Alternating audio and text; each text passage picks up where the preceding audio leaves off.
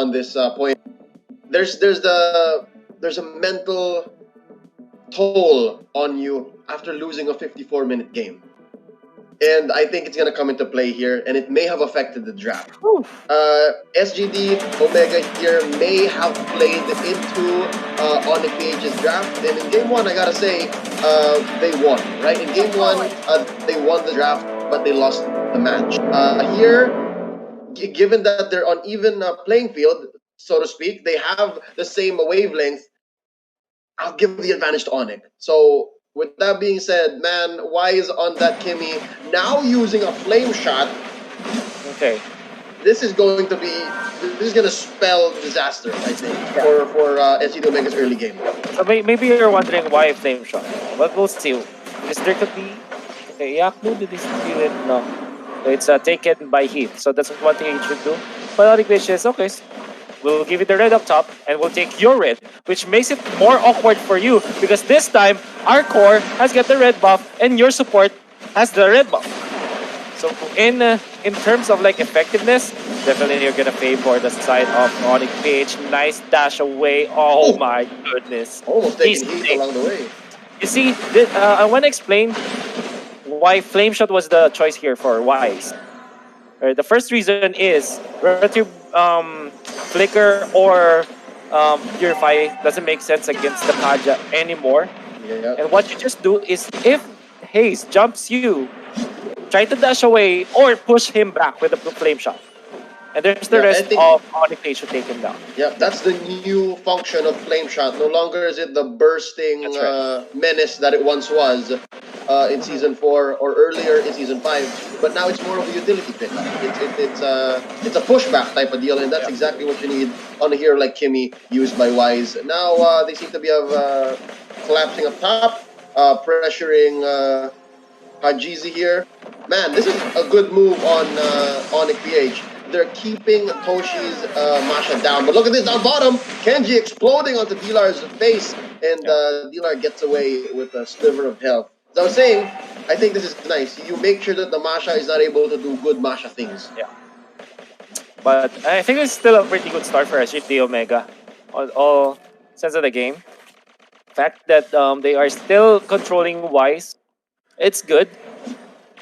And they are also getting some farm onto Kenji as well as Toshi, so that's okay. It's not that flashy for Hajizi, but you could say that Hajizi might be just waiting for items to go. See, very nice rotation in there. I mean, we were hyping a lot about Fuzak and Grok, but this guy, Heath on the Grok, is also really scary. Yeah, Mr. Fundamentals himself, Heath here. Again, I think the story of this weekend's Groks are do not be afraid to do one-man wild charges because those are worth it now. Yeah, that's right. Specifically in the early stages of the game. I think this is an easy turtle here taken by Hajizi. There you go. SGD Omega now cementing their early game lead, about 1,000 golden chain.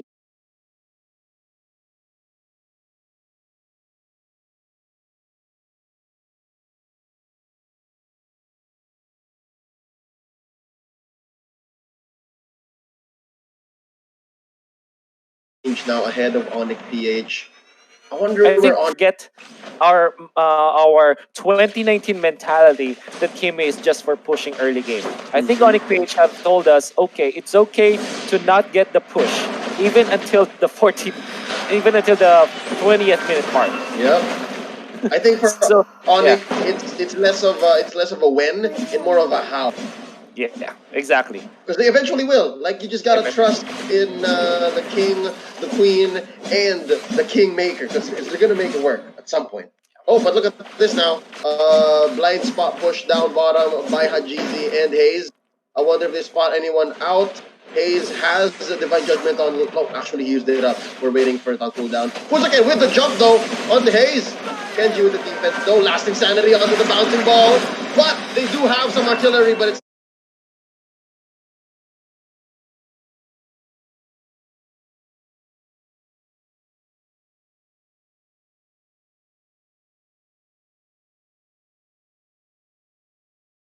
not going to be enough. They actually trade now.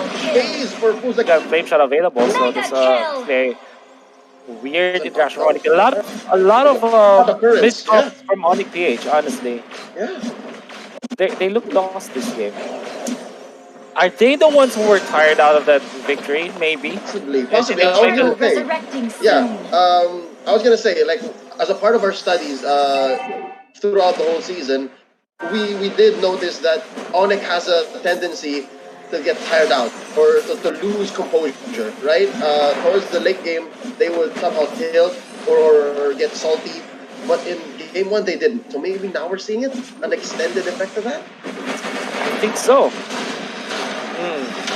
We'll see. As Onic PH, it's not yet over. They put themselves in this position in the previous game, albeit much worse. But I guess the problem is SGD Omega didn't have a pushing but hero in the previous game. This time they have Masha.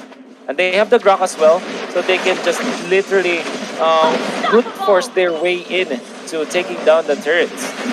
That's an option for them. So Onic PH. Oh, I see now the difference of Kufra and Grok. Because with Kufra, you kind of have to hide. Nice flicker away from Haze.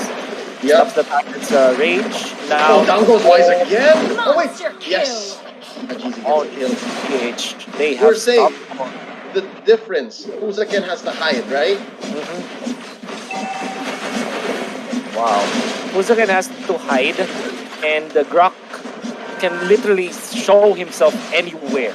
Yep. And it doesn't matter. He'll get you Doesn't matter. anyways. So here's the deal. For Onic PH, they don't have that hero that can run around the map, I would say.